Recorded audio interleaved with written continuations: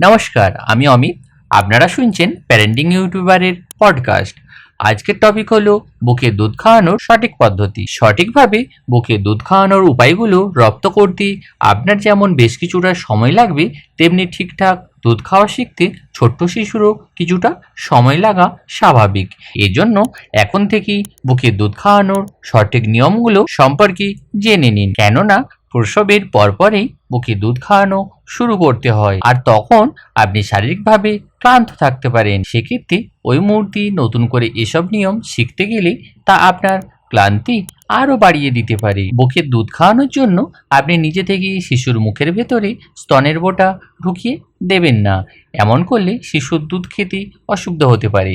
বরং ছোট্ট সোনামণিকে এমনভাবে রাখবেন যাতে তার নাক আপনার স্তনের বোঁটা বরাবর থাকে আর তার ঠোঁটের সাথে আপনার স্তনের বোঁটা ঘষা লাগে। তখন শিশু নিজেই মুখ হাঁ করে খুলে বুকের দুধ খেতে শুরু করবে। বুকে দুধ খাওয়ার সময় শিশুর মাথা ও শরীর সোজা করে এক লাইনে রাখবেন, কেননা মাথা অথবা ঘাড় বাঁকা করে থাকলে দুধ গিলতে শিশুর কষ্ট হবে। ধন্যবাদ আমাদের ভিডিওটি দেখার জন্য।